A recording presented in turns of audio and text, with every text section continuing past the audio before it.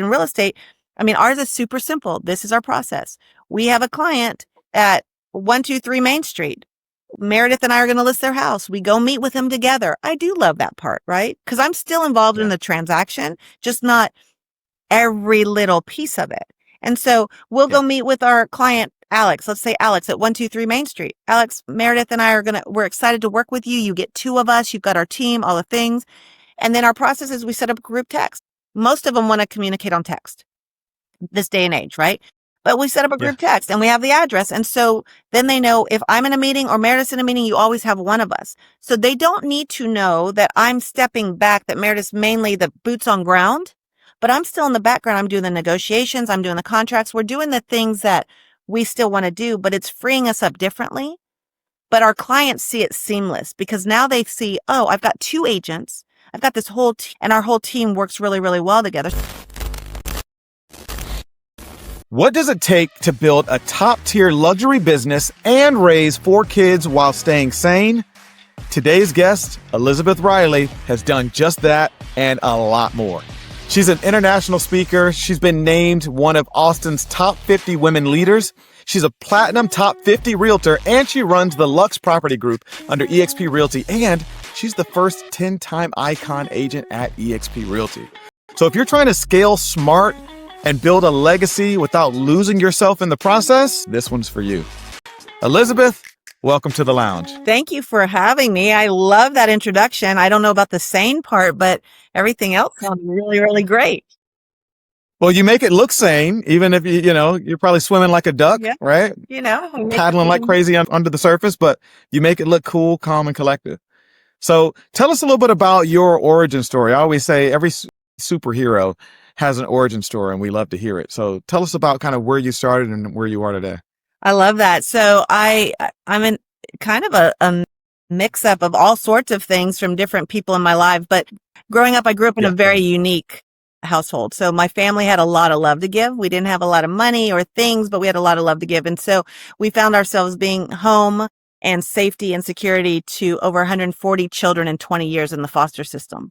And so if you think about that environment and what that could look like, I grew up with parents and a mother specifically that showed me what servant leadership looked like, right? I always thought that was weakness. I always thought that, oh, well, that's not what a leader is, because my father, my parents were divorced, my father was very domineering, very military leadership. I thought that's what it had to look like. And so I struggled for a long time, but as I grew in the industry and decided to go into real estate, I realized leadership looks different it comes in all shapes and sizes, right? And it looks different. It's not a title. And so I was able to take pieces of my upbringing and what I knew from business and what I wanted to achieve and how I wanted to serve others. And I've created that into what my life looks like now. So I've been licensed 20 years in the real estate industry. I was licensed in Atlanta, Georgia, and in 2008, right? I know we've got that connection there. And then in hometown, 2008, we were transferred to Austin, Texas, which those were in the business in 2008. That wasn't the easiest market, but Austin was a little bit better than Atlanta. And so I saw it as opportunity. And I knew that people were still looking to buy and sell and needed homes over their heads and needed safety and security for their families. And I knew I could show up in that space. And so built a really big business under another brand for the first 10 years of my business, all referral based, right? All just through relationships, because my heart and soul just tells me that if you build the relationship, I don't care what business you're in or what industry, the business is going to come.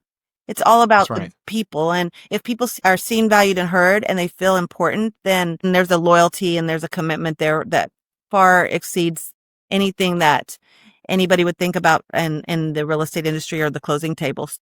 Yeah, anything that you can manufacture, right? Yeah, absolutely. And so it's interesting to sit back and watch in the industry and how it's evolved and with AI and all these other things. And there's scarcity, but again, it's people. We're in the relationship business. It's the people business, no matter what industry you're in. And I was able to build a pretty large business just because of that. If I made sure my clients were the only ones that they felt like they were my only client, right? That's all that matters. And so they would refer and refer and refer. So I've had 20 years of success, overnight success, right? Everybody's like, what's the secret to success? I'm like, oh, it's just 20 years of overnight success. But I've made a lot of mistakes and I learned more from the failures. and I try to be better, and I try to show up differently and better for the people that I'm surrounded by, the people that look up to me, the people that I admire. And it's just morphed me into who I am today. That's so good. You know, you've become a friend of mine over the years that I've gotten to know you, and I just love your heart and your passion. I've seen you speaking on stages, rocking stages, I should say, but you've accomplished so much in that 20 years. I want to dive into some of that. You said you got licensed in what, 2004? 2004, 2005 in Georgia. Yeah. Yeah. Somewhere around there? Okay. And you've consistently been ranked as a top agent, like a platinum top 50 agent. So let's get into what systems and habits have allowed you to build such a long-lasting, high-performing career. I always used to cringe when people would ask me about my systems and processes, because I am not one of those types of people that have that all figured out, right? If you know the disc profile, that part is really, really low on my overall showcase of where I stand. But the reality is it doesn't have to be what everybody does. It's what works for you. And I realized that I used to beat myself up all the time saying, well, I'm not doing what they're doing. I'm not doing this or that. And it doesn't matter what works for me, right? So think about real estate. A lot of people, when I got into the business, and even now, they'll say, oh, this is how you're going to be successful. You have to knock on doors, you have to cold call, and you have to do open houses. That is what I was told. And I still hear that for 20 years. I'm not going to knock on doors, right? I'm much more of an introvert than people realize. I don't want people knocking on my doors, so I'm not going to treat people the way I want to be treated. I don't want to cold call, same thing. I don't like rejection. I want to solve for something, and I just don't want to call strangers. I want to work with people that I know, like, and trust, and that know, like, and trust me. I want to see people down the street and they say, oh my gosh, there's my friend Elizabeth. She happens to be really awesome in real estate, instead of, oh my gosh, there's Elizabeth Run. She's going to talk to you about real estate. And that's all in my own head. I understand not everybody operates that way, but that's been my experience. So I don't want to be that way. Open houses, same thing. I've never done an open house in 20 years. So if I'm not willing to do those three things, then what am I willing to do that shows my business skills and that's authentic? I think authenticity That's a great question. What are you willing to do if you're not doing those things? Right. To be successful, success looks different for all of us. But if I'm not going to do all the things that everybody says, oh, you have to do these things to be successful. No, I don't. And I can prove that there's other ways to be successful. So I do things very different. But I think the common goal in anything you do, whether it's a formal process or a system, is consistency. Right? You can't just throw spaghetti at a wall and hope to see what sticks. That's not going to keep you in this business long term. So I am very, very, very consistent with keeping in touch with people. I have been for 20 years, making sure they feel seen, making sure they feel important, feel like they're a friend more than I'm trying to sell them. Nobody wants to be sold. Everyone wants to buy. So we were on my call this morning with my team, and we were talking about what we're going to do for our clients in October. Like, what can we do special for each and every one of them that makes us stand out than us just sold or just listed, or nobody cares about that stuff. Yeah. When you change the dialogue and the intention focused on them and not you, the conversations are different and the business looks different. And so I've been able to do a lot of business because people have believed in us and trusted in us and keep coming back to us and refer people to us because they know that whoever they hand us to, we're going to take care of them with white gloves. And so I think in anything, it's consistency. Figure out what you're good at, what your superpower is, what you like to do. If you love meeting people, go to the open houses and just be the best person you can be, but do it differently than what everybody else is doing. Right? So I think consistency is key, and too many people give up too quickly. I believe that. I do agree. However, I want to challenge you on something because you've been doing this successfully for 20 years. The people that you meet become your friends. They feel like a friend to you. So they reach out to you and you do business with them, and that has helped you to become a top 50 realtor. But I think if you really examined your business, or if you let someone else examine your business, they would actually show you where the systems are, because you cannot consistently be in the top 50 without having systems of consistency that are built into your business, whether they are subconscious or not. Yeah. There are things that you are doing systematically that other agents are not doing, and therefore those agents are not getting the same results. Even with open houses. I absolutely agree with that. And I do have systems and processes, but they're just very loose. Right. And they're a little bit agile, but I know I know there's 12 months in the year. I know that every single month we're going to touch our client or reach out to our client in some way at least 2 times a month, right?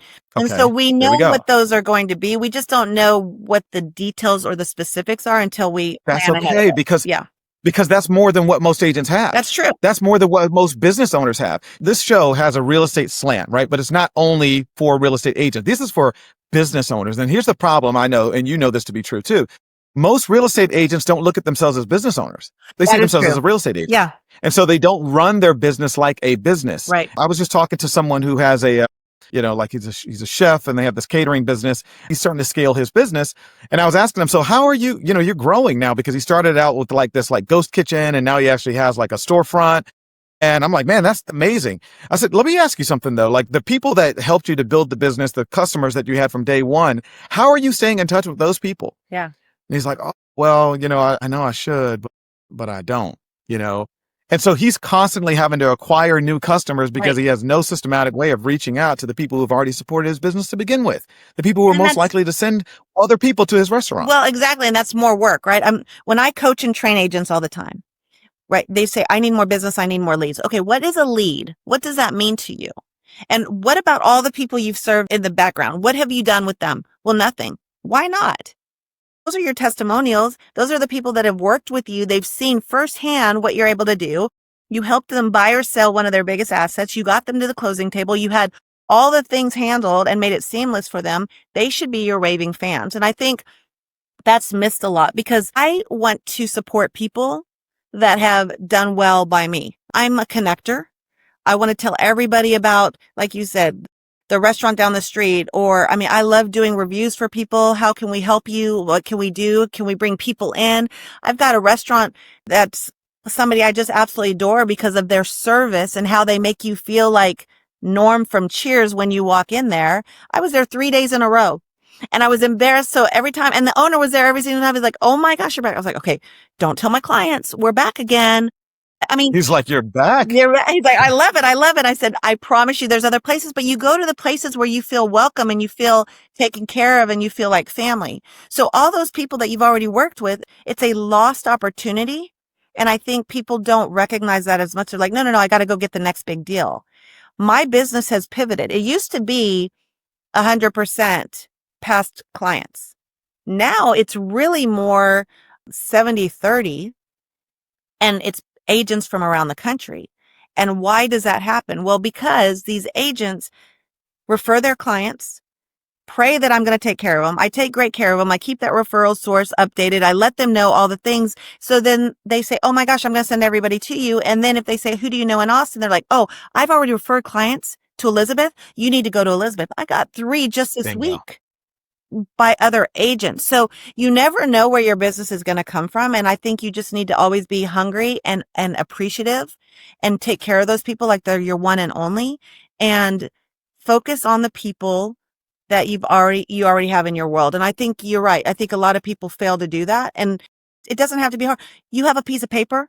You can write 12 months. You can write a list. It doesn't have to be super systematic. That's where I would always get kind of caught up because I'm not super techy. Yeah. I'm not super systematic and I'm not doing all those things. And I'm like, wait a minute, what I'm doing works. I do a lot of handwritten notes. I do a lot of things that people say are old school, but I'm telling you what, in the world of tech and AI, that old school is coming back and is appreciated more. So I think people just need to figure out what they feel good doing. And again, what's authentic to you. If you tell me to go knock on a door right off the bat, I am not comfortable. I am not confident. And you're not going to want to work with me at all because of how I show up in my best light. So other people are going to be attracted to that because your vibe attracts your tribe. Not everybody wants to work with me and I'm not a fit for everybody and that's okay. But I want the people that I'm supposed to work with to know that we're a fit. That's so good.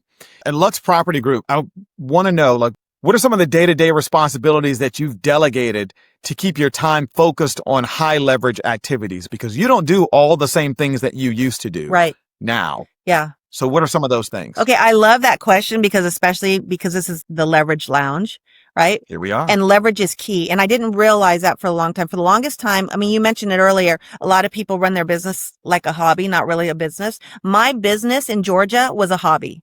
right? Like if I look back, I was just like winging it. I was just doing whatever came my way.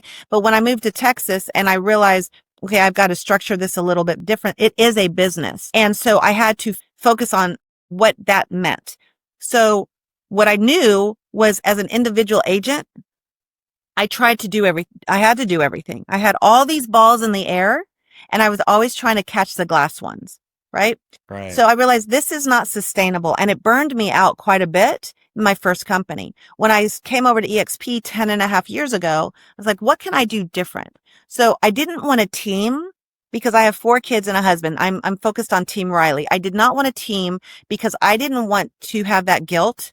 I'm not Catholic, but I have Catholic guilt, right? If somebody didn't have a deal or what, I didn't want that extra stress, but I wanted us all to win together. So what could that look like?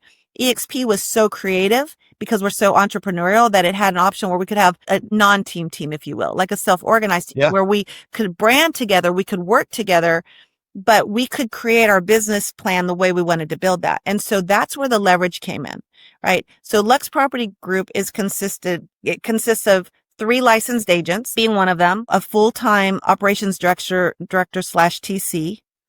And then I have 2 VAs and that's been built over time. But the way we leverage that is first, Jen was my TC for years. I had to hire her first because I was trying to do all the paperwork, trying to do all these other things. And can I do it? Yes. Is that the best use of my time? No. Does Jen want to be doing what I'm doing? No. Does she love what she's doing? Yes. Okay. That works really, really well. So I couldn't hire her by myself first because of scarcity mindset. I was afraid I wouldn't have enough business for her. So I went in with another agent saying, can we share? So look at other ways where it doesn't have to be all or nothing. Can we share? So you time shared your first hire. I did. And then it freed me up to do the things that I have a gift at doing. And my business kept coming in and my business kept growing. And then I had Jen full time. I've had Jen for 14 years. There's loyalty there, right? So she was always my TC. Well, then I have Meredith, who's been in the business longer than me, who was a friend because our kids were friends. And she was like, oh, I want to do some things with you too. She doesn't need to be under me. I don't need to be her team lead, but what could we do together? She doesn't want to do what I do. She doesn't want to do the business development and the culture cultivation or the community cultivation that I do, that I love doing, but she loves working on the listings. So she and I work on all of our listings together. Leanne loves the buyers. She loves being in the cars with the buyers. She loves all of that stuff that I don't have the time or patience. So she worked with me on all my buyers. So we've leveraged it differently so it benefits each person and it plays to our strengths, right? Yes. I don't want everybody that's just like me. It's not going to work. And then as our business started growing, and then I hired 2 VAs, one to help with the marketing, one to help with the admin. Can we do it? Yes, we can. Are we better at that than these other people? No, we're not. And so then Jen, I just promoted her up into my operations director. So she manages our VAs and she manages the process. So we all have our strengths and the things that we really like doing, but we're leveraging differently. And it's giving us so much more freedom and so much more business. And we're more efficient in what we're doing on a day-to-day basis, which before I would be dying on the vine with the amount of business we're doing right now. Nobody can do this alone. And when you try, that's where their holes are. And that's when you start dropping those glass balls. Had a conversation just before you and I got on today. I was actually literally talking to an agent and they were talking about how what their goals are for the next year. And the next year, of course, is to double their business, right? Like what most people say, they want to double their business in the following year. And I said, well, how do you plan to do that? And they said, well, they're going to sell more homes. They're going to help more people. And it sounded really good until I started asking, so how are you going to do that? And he says, well, quite honestly, man, if I have to wake up earlier, if I have to go to sleep a little bit later, and if I got to work weekends, then that's what I got to do. I said, let me ask you something. You got kids? And he said, yeah. So when you show up and you're going to sleep later, but you're waking up earlier and you're also working weekends, wouldn't you agree that you're taking the hours away from the people that you say that you're doing it for? Yeah. And then if you do double your business, let's say you do, hustle culture is killing people. Yeah. I'm telling you. But so let's say you double your business the next year. Fantastic. Congratulations. But what about the following year? Are you going to sleep later and wake up earlier than that and do more weekend work? Point, do you begin building the systems or the leverage in order to scale so that you can get more output without having to do more input? Right. And it's a wake-up it made them call think for a little people. bit. It is. And I mean, because people aren't having these conversations. Hustle culture, social media tells you that you need to wake up at 4 a.m. yeah, and you need to be up before everybody else and go to sleep later than everybody else and work weekends and work, whatever you got to do. And it's just like, but who are you doing it for? right. Who are you doing it for? What is the purpose in all of this? It's interesting you say that because social media and everything else too it's such noise to me and it's such a distraction. I think we all get caught up in it. But when I was at my old brokerage, 10 years, built my business, I was number one when I left. There were 650 agents in that one market center. I was number one. And when I came home that night, my husband said, let's go to dinner. We're going to celebrate. This is amazing. I was like, we can go to dinner, but we need to talk about a transition strategy because I'm getting out of the business. And he looked at me and he said, you're serious? I said, I'm absolutely serious. He goes, Elizabeth, you're on top of the world. You're number one. Like you've got all these things. And from the outside looking in, yeah. And I said, but let's break that down a little bit. I'm burned out. I'm uninspired. I'm fired after every transaction. I'm on a hamster wheel. I have 4 children. You travel internationally all the time. This is not what we planned for our life. I was supposed to be a stay-at-home mom. I realized quickly that, Wow. yeah, I don't operate well. I'm a better mom because I work, but not at the expense of my kids. And so he said, okay, well, what do you need to do? Go start your own brokerage? Absolutely not. That's opposite direction I need to go. Go to another brokerage. I said, they're all lateral moves. That's when all of my people in Georgia had gone to EXP. And that's when they said, will you meet with somebody? And I went to a company that had 400 agents nationally, less than what my market center had. But here's the difference though. I found my passion again. Now I'm learning from people everywhere else. I'm not trying to do it all on my own. I'm not on the top of an island by myself where on the top of a mountain is very lonely. What happens when you lift others as you climb and now you're all owners, right? And now you're operating as owners. I was learning from people everywhere going, oh my gosh, I can be smarter, not harder. First year here, 2,000 agents, I'm number one. Second year here, 5,000 agents, I'm number one. It's not about the number one. That's never my goal. No. But what happened was I was having more fun. I had more freedom. I said, what has changed? I'm still the same person. I just told you I do the same thing for 20 years. What changed? My environment changed. And so sometimes you have to move environments to regain or to realize what you have and who you are to get your passion back. Because then as I started building, even at EXP, I started building and I was like, I'm doing this for you guys. And my kids were like, hold on. And I read a book called Die with Zero. Have you read that? No, I've heard of it though. Read that book, Die with Zero by Bill Perkins. Okay. I read that book and it was eye-opening to me because it's exactly what our culture tells us. Build, build, build, build, build. And then when you're older, then you can enjoy. Well, what happens if you don't have the health or your kids don't have the interest or you're not even around and you lost all of this?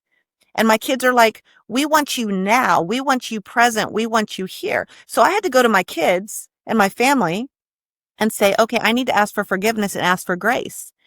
I haven't let you guys know you're the priority. So then I blocked my calendar. Right. Now my calendars, I time block. I never did that before. After a certain time during the day, I don't work. I don't do calls. I don't do anything. It is family time. My kids know that. My family knows that. So now instead of them being the exception, I can go to them and say, hey guys, I have this situation with work. Do you mind if I go do this for about an hour? Now I have more grace from them because they know that they're the priority. My business isn't the priority. Right. That was hard to look at them and see what they were saying. I was like, wait, don't you get it? And they're like, no, we don't get it. Right. And I retired my husband from Dell Computer. He was 25 years at Dell Computer. And I said, what if I retired you? He said, well, what would I do? And I said, you just saw the conversation we're going with our kids. You're missing it. You're missing it. My oldest son asked him, he said, Dad, if you had been around more, would you have done scouts and sports and things like you're doing with Levi? And my husband was like, oh my gosh. So it's really, you've got to figure out for each person, it's not about feeling guilty. It's about, okay, where are my priorities and how can I get there?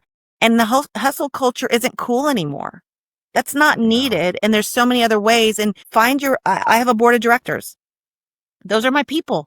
They're going to call me out. They're going to keep me honest. They're going to keep me real. It's a small group, but find your board of directors and they're going to keep you on the right path. But leverage is your best friend. And leverage doesn't mean using somebody. Leverage means finding a better way to do something and working smarter, not harder, and giving you that time freedom and financial freedom you're looking for, which looks different for all of us. There's so much that you just said in there. And I love the emphasis on alignment, which is what I think you were getting to as well, where, you can be doing something, but if you're not fulfilled, I say this quote often, and I heard Tony Robbins say it. I believe it's his. If not, I'm giving it to him. But If not, he always he says, can say it's your quote. He can. well, that's right. Yeah. So I came up with this and then Tony Robbins said it. Success without fulfillment is the ultimate failure. Absolutely. Right? Yeah, it just absolutely. hits and you get it when you understand what it is that fulfills you. That is how you define success. So what are you working towards? What are you building so that you don't end up building something opposite of where you actually are supposed to be, where your true alignment is, where you feel fulfilled, where your God-given purpose is aligned with what you're doing right here on this side of heaven? That is what we should be working towards. Right. And so the question I have for you is, how has leverage helped you scale without sacrificing the client experience? Because as you know, business owners and we hear from agents all the time. It's like, well, I'm the best in the world at this, and I don't want to give that up because what if they do it wrong? What if they're sacrificing the client experience? How are you doing that without sacrificing the client experience? Yeah, great question, because I realize a lot of it is ego and delegation issues, right, and control issues. And I've done it one way for so long, but there comes a time where you have to trust and figure out what's going to work, because I kept saying the clients. And I was experiencing it too. The clients kept coming to me. The clients want me. The clients need me. They're being referred to me. Yeah. So I had to work within our team to say what can work. So, this is so simple. In real estate, it's going to look different than a lot of the business owners that watch your podcast. But in real estate, ours is super simple. This is our process. We have a client at 123 Main Street. Meredith and I are going to list their house. We go meet with them together. I do love that part, right? Because I'm still involved in the transaction, just not every little piece of it. And so we'll go meet with our client, Alex. Let's say Alex at 123 Main Street. Alex, Meredith and I we're excited to work with you. You get two of us. You've got our team, all the things. And then our process is we set up a group text. How do you want to be? Most of them want to communicate on text this day and age, right? But we set up a group text and we have the address. And so then they know if I'm in a meeting or Meredith's in a meeting, you always have one of us. So they don't need to know that I'm stepping back, that Meredith's mainly the boots on ground, but I'm still in the background. I'm doing the negotiations. I'm doing the contracts. We're doing the things that we still want to do, but it's freeing us up differently. But our clients see it seamless because now they see, oh, I've got two agents and our whole team works really, really well together. So we had to work together to figure out what that looked like. And every person is going to have to figure that out for themselves. But I realized once I don't have to do it all, and I trusted Meredith. Again, Meredith has more experience. I trusted Jen. We're all adults. We know what our jobs are. And if people don't know what their jobs are and they're not doing what they're supposed to be doing, they're not the right person. You need to replace them. And we had different VAs that didn't work out. And I like to try and help everybody. So I was really slow to fire. Right? But if you are slow to fire, then you're just wasting resources and energy when you could be doing something bigger. So I've had to do some growing on my end, but we have a whole process that we sit with our clients. We let them know what the process is up front. We let them know that everything is being taken care of. What questions do you have? And they're like, no, you've covered it. It's when they don't know, or there's question marks or there's uncertainty, that's where things go awry. But if you are, regardless of what business, if you let them know, here's our process. What would work for you? Do we need to tweak anything that would work better for you? Usually they're like, oh no, you've already thought about it, because we do this day in and day out. We could do this with our eyes closed. Buyers and sellers don't. So communication is key. Making sure they're informed up front, communicating all the time during the week, not putting a sign in the yard and leaving and saying, okay, we'll let you know when it's sold. Truly a partnership. Our clients know that we're truly a partnership, and that's why we do what we do, or how we do what we do. You know, when I worked at Disney, I was at Disney for 12 years. And one of the things that I picked up at Disney is that they have this thing called maintaining the magic. You're taught this early in what we call traditions. It's kind of your Disney University training on how we do things the Disney way. Yeah. And maintaining the magic simply means that, let's say you're working at one of the attractions. The attraction does the same thing every single time it does it. Yeah. And you got to drive that boat, that skipper boat or whatever it is, and you hearing the same music over and over again. And sometimes some of these attraction hosts, they have scripts that they have to say, like the Jungle Cruise. And so that Jungle Cruise skipper goes around the Jungle Cruise lake, that river, every single time and says the same jokes at the same place at the same time every single time. Now, you think they get tired of that? Oh, yeah. Of course they get tired of that. But guess what? That may be the very first time that one of the guests that is on that boat has ever heard that joke. Yeah. They may have saved for years. That family has saved thousands of dollars for plenty of years to celebrate their 50th anniversary there, or that kid's first birthday, whatever that thing is. And that's their first time hearing it. And so you got to say it like it's your first time saying it. Yeah. There's a care that goes into delivering that type of experience. Even though you do it all the time, you have to understand that they don't. Right. And there's a grace that comes along with that. Right. Well, and sometimes you have to step up. I mean, the Disney experience is phenomenal, right? And we've heard stories about cast members going above and beyond and doing different things to just make it unforgettable. You have to do that sometimes, well, in real estate, but any industry.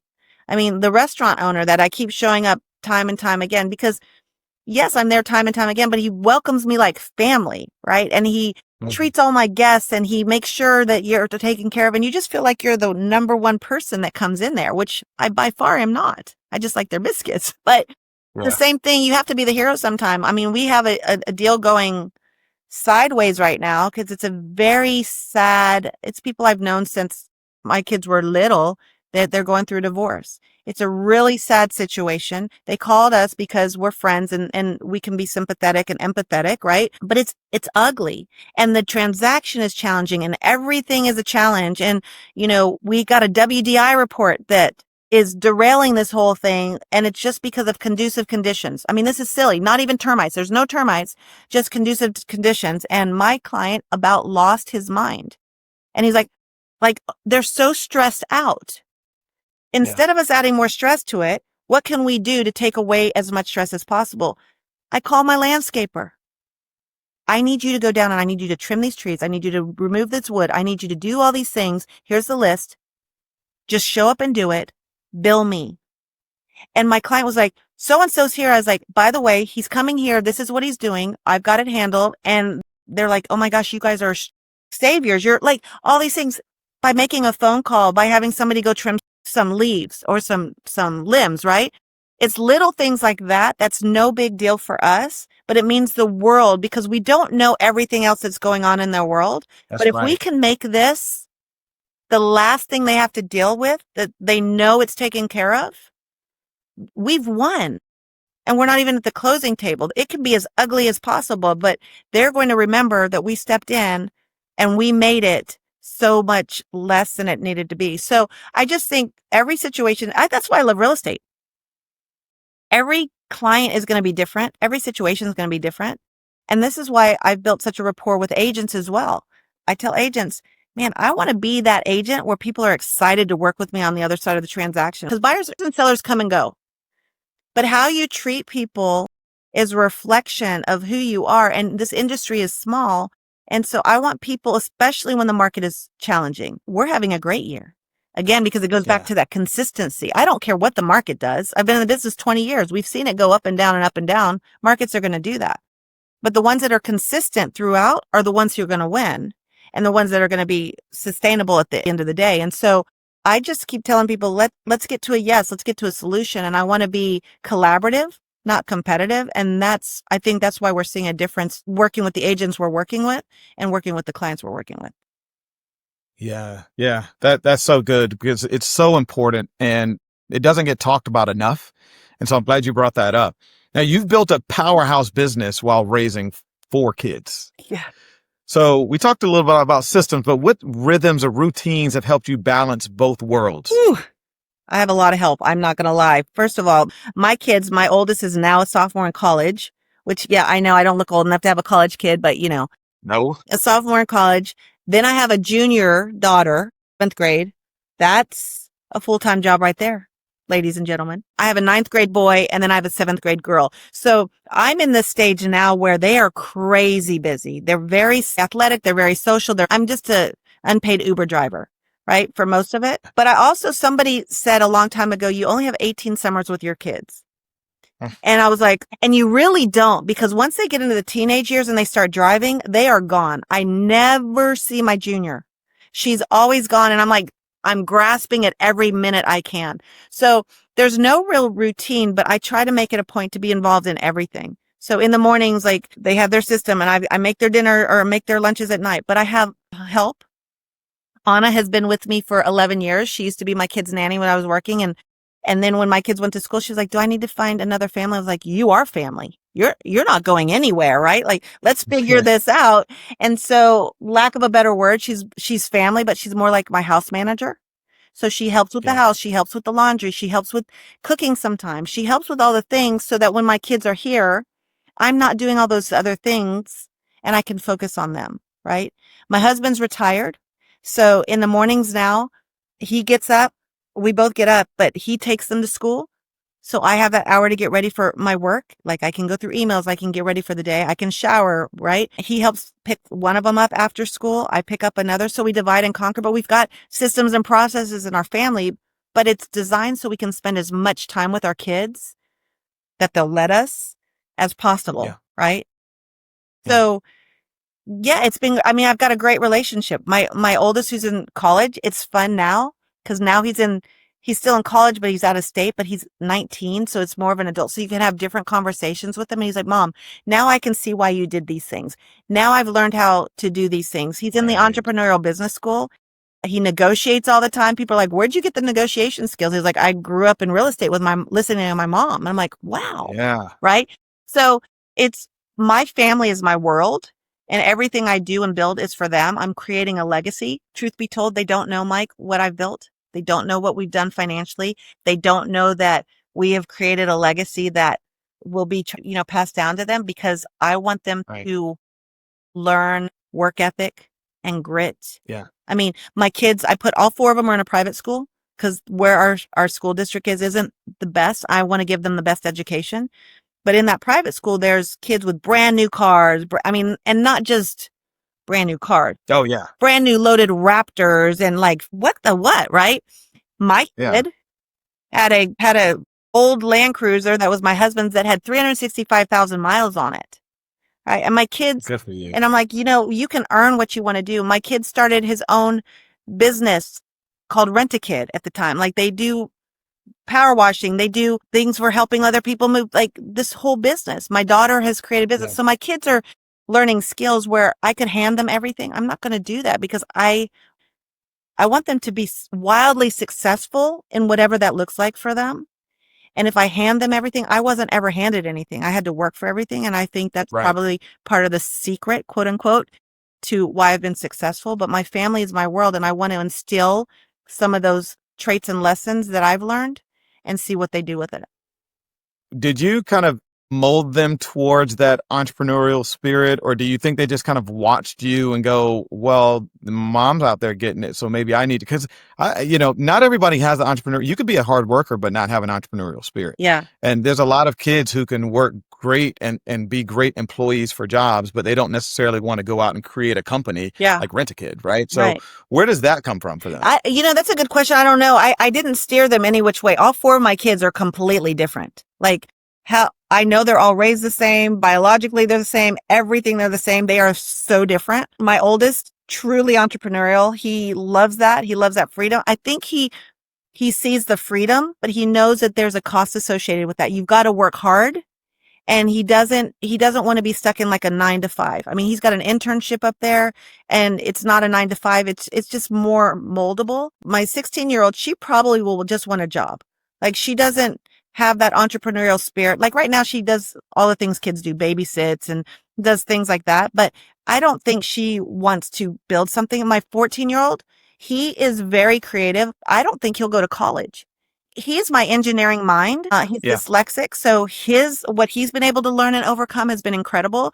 But what's interesting, he goes, Mom, I think I want to be a plumber. I said, okay. He goes, do you know what they make? I said, yeah, I know. And he's absolutely right. Actually, I'm going to be a plumber. So then I'm going to have my own plumbing company. And I said, he just turned 14. And then what I love about him too is his little mind works he's got a superpower in his mind. And we'll drive like to the airport or something. He's like, Mom, can we buy a parking lot? I said, or a car wash. I said, talk me through that. He said, well, look at all those cars. He goes, let's talk about per day. How much are those people paying per day? He goes, it's a parking lot. Look at a car wash. He's always like, why haven't you bought a parking lot yet? I was like, well, buddy, there's none for sale, first of all. And second, I mean, it's really funny. He holds my feet to the fire, but at 14 years old, his mind's already racing. Why haven't we done this yet? But what's cool is what I've been building. I've been putting money aside, whether they go to college, whether they don't. If he wants to go buy a plumbing company, he can go buy a plumbing company. He just doesn't know that yet because he's going to work and earn it. So I haven't really steered them anyway. I've always made sure that they're in sports, right? No matter what, you have to be in sports. I want you to learn teamwork. I want you to learn leadership. I want you to learn all these different things. So I don't know if that's how to lose. Right. How to lose. My daughter lost her volleyball game yesterday and we had a long conversation about that. I said, man, and she goes, it was so-and-so's fault. No, y'all are a team. It's not one person's fault. Right. So I think they learn all those things, but no, I never thought I was going to be an entrepreneur. Like I didn't know what I was going to be doing. My background is international marketing. I thought I was going to go work in Russia and do something there. Right. I had a different path. Yeah. But it's interesting how the world takes you and how God, redirects you in a different way. Never in a million years did I think I'd be in real estate. Well, I love your path. I love your path because the way that God has woven this tapestry of life for you and the things that you've explored, the opportunities that you've had, you have a passion for women empowerment. Oh, yeah. And so when you're speaking to women, you've directed, was it produced or you produced? I'm a co-producer. Executive producer. Co-producer. What is it? A co-producer on a New York Broadway. It's called Real Women Have Curves. Yes. And I know people who have seen it personally. I would have seen it. When I went to New York, I wanted to see it. But just so you know, I flew out the same day that they were actually going to see it. I know. Well, I know. But here's the cool thing. It's going to be showing up in 40 cities around the nation. And so when that comes out, I'll let you know. But again, I mean, you and I have talked about this. We love entertainment. We love all these fun things. I love Broadway, but never in a million years did I say, oh, I want to be an investor in Broadway. I want to be a co-producer on Broadway. It wasn't until it was this storyline, this message, this empowerment for not only women of all ages, but I've got 2 daughters and I wanted them to see what was possible and it was empowering to them. And they went and saw and they're like, oh my gosh, Mom, this is so amazing. And the message is so needed. And that's why I was super passionate about it. But it's, we all lead in different ways. And I think women are so hard on themselves at times. And we are all think we have to be perfect and we have to show up. That's why I hate social media. It's like, that's all the film. And what's the truth behind it? Like, how can we all really connect and lift each other up? How can we all really connect and say, oh my gosh, you're going through that same thing. This is what, I don't know. We're better when we're collaborating. We're better as a community, as a society, as an industry. And so, I just had some great females in my life. I had some horrible females in my life too, that I realized, oh my gosh, I want to be better. I want to show up better. I want to do better. Not because it's about me. It's not about me. I lead from the back. You know me. You've seen me on stages and things like that. And I'm always honored when I'm asked to be on stage. I'm always honored when I'm asked to be on a podcast. But I'm like, who else can we lift up? Who can we put up there that needs their story? I mean, I had one agent here in Austin that she's incredible. I mean, she was an ICU baby nurse doing real estate, but like her story is incredible. Immigrant from India, like what she's built. And I'm like, you need to tell your story. And I wanted her to teach or be on a panel at this event I was doing. And I found her and she was hiding in the bathroom. I said, why are you in the bathroom? She's like, I can't do this. I said, are you kidding me? You're amazing. She's like, I'm not like you. I can't do this. I was like, hold on a minute. What would be helpful? So here's what I did, Mike. I pulled a chair up next to her in front of this whole group. There's about 250 people. I pulled up a chair next to her. I just sat next to her and I introduced her and I let her go. I never said a word. She did that all on her own. And she's like, it was because of you. I said, it wasn't because of me. I said, you did this on your own. You just needed somebody to believe in you. And I realized that a lot of people don't believe in themselves. So sometimes you need people that believe in you more than you believe in yourself to make you understand how valuable and what you bring to the table. Everybody brings something incredible. Literally, my presence just sitting next to her made her kind of have that confidence. And now She's got this amazing YouTube. She's doing like all these speaking things, and she's telling her story because it's not about all the good or the positive. It's about the failures and the fear, I think, that connect people and empower people in a different way. And I think we need more of that. And so I love leading from behind. I love lifting other people up, and it just makes the world a better place. You are absolutely right. Transparency and vulnerability is really what the connective tissue of life is. It allows other people to see themselves in our story and say, I'm not alone. To your point, the way most people use social media is that they separate themselves by saying, I'm better than everybody else, or, I've worked harder, better than, I'm hustling harder than everybody else. And they try to separate themselves, where it actually should be a platform, which we should use it as a platform to show how we are connected, how we can actually help each other. As you mentioned, going to that mountain and bringing people with us. But in talking about transparency and vulnerability, I've begun sharing my story, which has had, it's a ups powerful and downs story. and turnarounds. Yeah. I feel more powerful the more I tell it, the more vulnerable I am, and only because of the reception of people who hear it and go, I'm so glad you shared that, because I'm going through that too. So I want to ask you, what would you say has been the hardest season in your career? And what did you learn about leadership or leverage through it?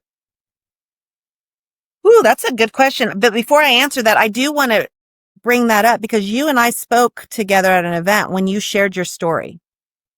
Yes. And before that, I had known you, and I've always loved you, and you've always been amazing. But I had a different impression of you, that I actually was closer to you after you shared that story. And I think you and I talked about that because I was like, oh my gosh, Mike, it's the failures in our lives that make us more human. And I just was drawn to you from that. And again, it's vulnerability. Brene Brown says this all the time. Vulnerability is a strength, not a weakness. And I think growing up for so long, I was always told, no, it's not. You can't be weak. You can't be weak. And I had a military father, right? And weakness was like the devil. But I think now people are craving that, especially in the world that we're in. I think especially after COVID, everybody was so, separated that they're craving that connection. Right. And you don't connect over the shiny objects and look at me and the fancy awards and all the things. I don't even care about that stuff anymore. It's like, it's not about income. When it's not about income, it's about impact. What impact did we make today? I asked my kids, what did you do today that made an impact, made a positive impact in the world? What made a negative impact? What was good? What didn't go so well? Having those conversations, and how can you show up for people differently? Hardest season. I think life is all about different seasons, and I wouldn't say one is harder over the other. I think there's just different lessons that need to be learned. Okay. When I was transitioning out of my old brokerage into this one and building something we had never done, that was challenging, but it was exciting because we were building something together, right? It always comes to the community and the people I was surrounded by. When COVID, trying to keep our families all dynamic, keeping our business in order, I think that was challenging, but we were better for it. In our business, our industry was thriving, which is, I hate to say that, but I also love the fact that I was stuck with my family, right? So that was a hard time in our life, but oh my gosh, I cherish those days. I would say right now is a really challenging time for me. It's not that I'm in a storm. You always get out of the storms. It's not a storm. It's more of me trying to figure out my identity, right? My identity has been so tied up in my business and the company that we're with that I absolutely adore, that has helped me build what I've been able to build. But I'm like, what's next? Who am I? Who do I want to be? How do I have a cascading effect in a different way? Do I want to, have people wanting me to speak? Do I want to be a speaker? Do I want to, what do I want to do? So I wouldn't say it's a storm. It's just more of I'm having to sit back and pause a little bit.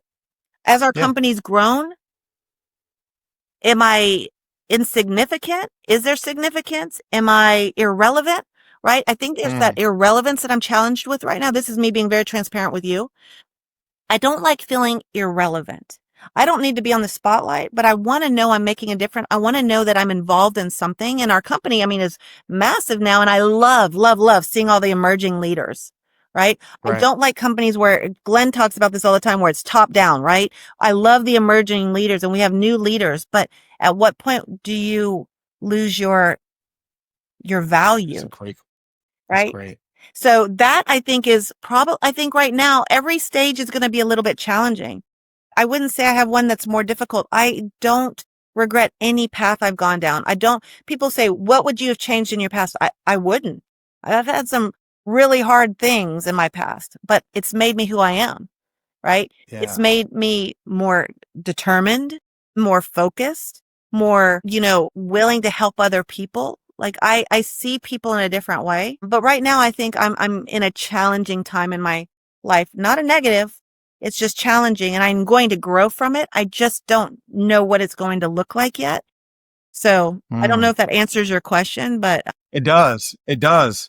Because you learned a lot of lessons along the way. You even talked about how you were trying to do it all. And then oh you yeah. realized you were missing some of the time from home and you started realizing what's really important. And I think, as you go through these levels in life, these, as we like to say, new levels, new devils, right? Oh yeah. There's these things that happen that were unforeseeable when you weren't at that level, but now you're at this level and you're like, okay, I didn't see this coming. Right. But you start to prepare. It doesn't knock you, it may knock you down, but it's temporarily. You get back up, you readjust, and you keep moving forward. And the cool thing is, as you gain influence along the way, people are watching you. They're watching how you respond to these things. Yeah. And as you continue to get up and move forward, your kids are seeing that. Your husband is seeing that. We're seeing that. I'm seeing that. That's one of the things I love about you. Like, I know some of your story. And as you're going, I'm like, man, you started at a company that, like you said, had 400 agents when you were here. And now we're at over, almost 90,000 agents. You went to a brand new market and, ultimately ended up being a top agent in a brand new market based on referrals, Yeah. which is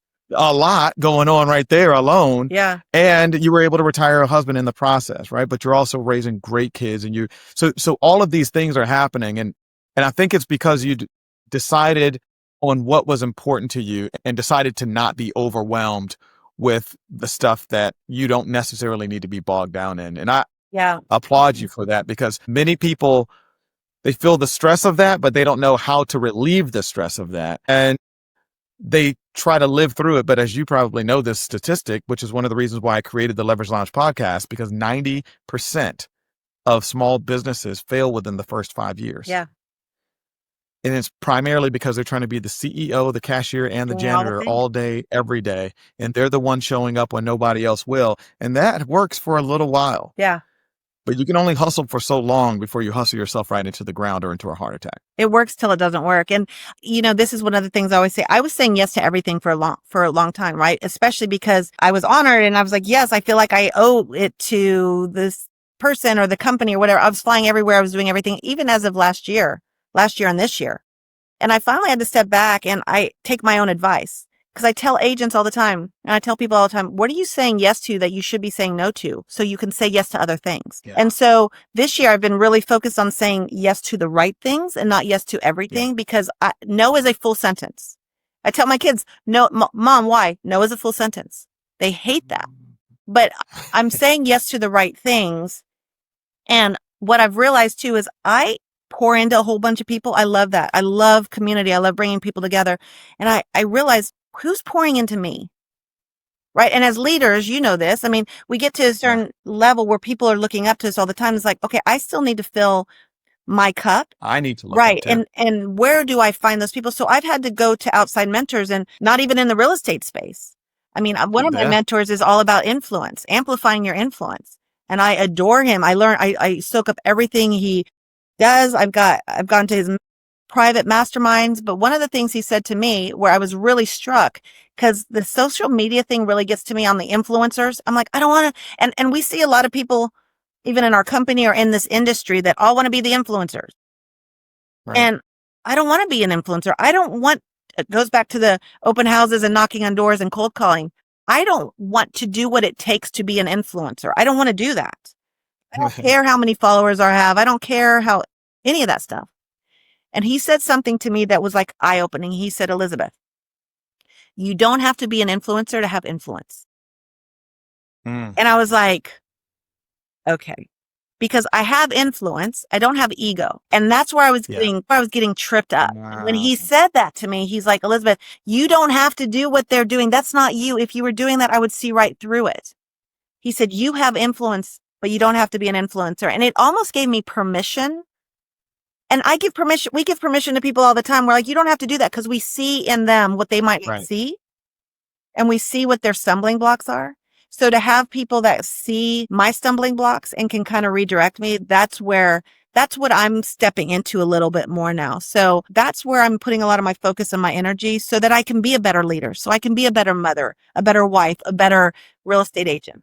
But I had to realize that I have to quit pouring out if I'm not going to pour in. And so now I'm pouring in and I'm That's right. doing more of a little balance, even though there's no such thing as balance. Yeah. Well, and you can't pour out of an empty cup, right? Yeah. Well, quick break. This episode is brought to you by smarthireva.com. If you're overwhelmed with admin tasks, missing leads, missing family time, just struggling to stay consistent with even your content, it's time to hire smarter.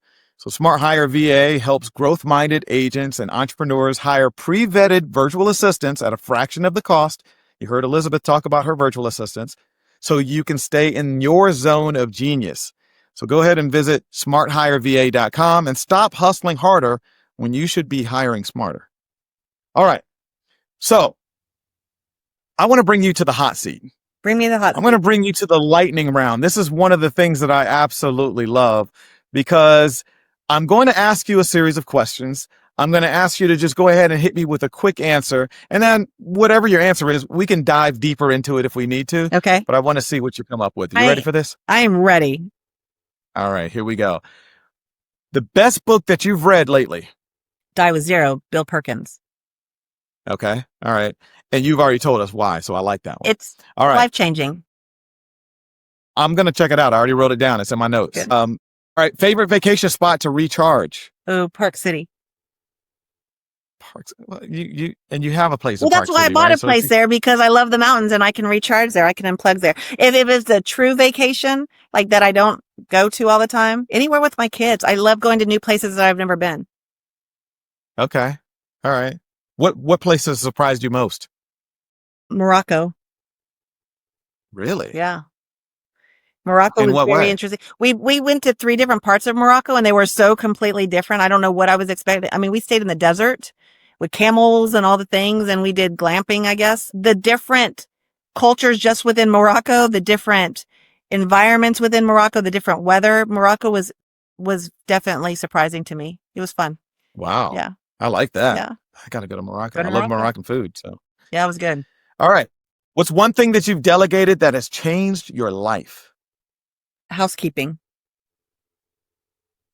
Housekeeping? The house manager or housekeeping? The house manager who does all the housekeeping. Yes, the house manager. Yes, that was one of our big things. My wife asked me about, many years ago, should we get a housekeeper? I was like, no, we're fine. She was like, no, you're fine. Yeah, I'm like, you're fine. Okay. Yeah. And so now we have somebody that comes in every other week at least. It makes, it's helpful, isn't it? Yeah, it's amazing. And I bet your wife she breathes and gets excited when the housekeeper comes. That actually ended up being one of the main reasons why I did it. I was like, you know what? Like, it doesn't hurt me. Right. It makes her happy. Let's just do it. Yeah. And it makes us both happy. Happy wife, happy life, Mike. Yes. Happy spouse, happy house. Oh, that too. Yeah. Yes. All right. What's your go-to app or tool in your daily workflow? Reach. Reach.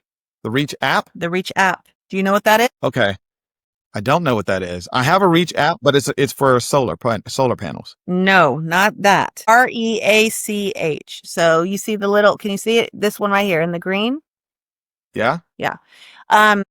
Because I have different groups. I'll have my past clients. I'll have my current clients. I'll have my organization. I'll have whatever. I can make different groups and I can send a text message that I can say, for example, I have an event next week in Austin.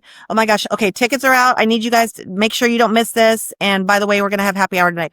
I can send that one message and it sends it to everybody individually instead of a big group text. And I can personalize each one if I want, and it lets me go one by one. And so I can send, say I have 100 people in my active client list, which I don't, whatever, but I can send 100 text messages in a matter of seconds. And it's all individual, so it doesn't look like it's spam. It comes directly from me. And it'll put their name on each one that goes out? It can, yeah. You can personalize it. You can do whatever you want. You can add an attachment. You can do a video. You can do whatever. So I use Reach just because I don't want to ever forget anybody. I'm not great with my CRM. I have a CRM, but I don't use it like I should. And it's not in my hand, right? So say I'm in a neighborhood and I'm driving through, I don't know, a neighborhood. I can say, oh my gosh, I was in the neighborhood. I thought about you. I would love to grab coffee sometime soon. Hope you're well. I can send that, boom. It doesn't, and it'll send it to everybody. And it's still a touch But I didn't have to say, Yes. okay, because used to I'd have a list of a spreadsheet from A to Z. There's Abby. Hi, Abby, or text or voice text. Hi, Abby, I was just thinking about you. How are you? Blah, blah, blah. Okay, now I go to B. It would take me forever. Now I can do one thing. And if I need to get information out, especially with my organization, if I want them all to get on a huddle call or like our Tuesday calls that we do or whatever I'm doing, I can do it quickly and it goes to each one individually. So you're not mass texting people or spamming people. I love Man, reach. that's leverage right there. I Yeah. love that. Thank Yeah. you for that. I wrote that down too. Yeah. It's And easy. now that you're saying it, I feel like I've heard of it before, but I need to get back to that. It's easy. What's the most underrated trait of a great real estate agent? Well, that depends on a lot of things. I would say the connections, the vendors, the people, the resources that we have access to at any given moment. I mean, my clients know that even if they want a dentist or somebody to cut their hair, I'm the mayor. I want to be the mayor of my community because I have all the resources and the people. I think that is underrated. I mean, I don't think people recognize the reach that we all have. Yeah. I think connection goes into what you were talking about as well, like being that agent that other agents want to do business with. Yeah. That, can you connect with people? Can you be more human more often to more people more often? Yeah. And you'll be able to do more business. Well, you are officially off the hot seat. Well, you did great. That was easy. That was easy. You did really well. Yeah. My next question for you is the 5% rule. Okay. As we start to come to a close, what's one small habit, decision, or mindset that makes 5% of the difference, but leads to like 95% of your results? It would just be mindset, I think. It would be gratitude. I mean, it's Okay. every single day is different and there's going to be trials and struggles and things like that. And not everything's going to go perfectly, but if I look at it as a bigger picture, I'm just blessed. My family is happy and healthy. I've got amazing people I'm surrounded by. We're in an industry that, yes, it's changing, but it's a needed industry. I get to serve people and help them find their happy place, get to help them find their homes, right? I mean, so I think if you look at industries I could be a part of or how my path could have been, I've got so much freedom and time freedom, financial freedom, and just joy that I just need to keep that positive mindset, even when things are challenging. Just be like, I'm so grateful to be in the position I'm in. Here's something that I hear you saying, and you've said it throughout the podcast, but you never actually said it. And I resonate with this. But you believe that life is happening for you, not to you. Absolutely. Absolutely. And so every place that you've been, everything that you've done, even though they haven't all been successes, you've had your failures, we've had our share of challenges, ups and downs. You've always found a way to get right side up and keep on going. And you believe that you were better because it happened. Absolutely. Yeah, I think that sums it up really well because it happens for you. And I don't know what tomorrow's going to bring or today's going to bring or whatever. And I have a lot of faith. And I think that's a big thing with me too. I have a lot of faith and I don't worry about the small stuff. I don't worry about things so much because I'm not in control of it. Like I can only control the things I can control. And so I just work on each day. I always tell people, they're like, you take one day at a time. I was like, I actually take 1 hour at a time. It's like 1 hour at a time. I mean, I live by my calendar now. I'm time blocked. If it's not on my calendar, Mike, it doesn't happen. Right. And if it shows up off my calendar, it can disrupt everything. So I have to be really disciplined in that. But no, I just take 1 hour at a time and just, enjoy the ride, enjoy my family, enjoy what I'm able to do. I love you, my friend. I love you, my friend. Just a great light. I think anybody who's hearing this, listening to this, they're like, I love this lady, right? So put it in the comments. Do you love her? I love her. I love you. Well, I Elizabeth, love how you put your handle, your IG handle. I was like, oh, that was smart. I should have done that. Hey, you know what? We live and we learn. We live and learn. So where can our listeners connect with you? Learn more about your mentorship programs or maybe even refer clients moving into the Austin area? I would love it. Our referrals. I would love. Actually, I would probably say Instagram. I'm embracing that a little bit more, just because people can connect with me that way. It's easy. It's Elizabeth Riley, ITS Elizabeth Riley. Our team is Luxe Property Group, LuxePG.com. All of my contact information is there, but my Instagram, I do all of mine. I answer the DMs. I don't have my VAs do my Luxe Property one, but if somebody's trying to reach me, my personal, it's Elizabeth Riley is the way to get me. Okay. And you find time to respond? Always. Always. If people Of take course you time do. out of their day to send me a message or a note, I'm going to take time to respond. Except for you scammers out there. Don't Except be you sending her scammers. crazy DMs, okay? If it's scammers, you can go to the Mike Collier over there. Yeah, you can come. You might not like what you get. That's right. But hey, listen, thank you all for tuning in to the Leverage Lounge. If today's episode brought you any value, do us a favor. Like the video, hit the like button, leave a comment for Elizabeth, for me, and share this episode with somebody else, another business owner, and subscribe to the YouTube channel. Follow us on Spotify or Apple Podcasts so you don't miss any new drops. For more tools and behind the scenes interviews, you can go to leveragewithmike.com. So thanks again for tuning in to the Leverage Lounge. I'm Mike Collier, and remember, let's scale smarter.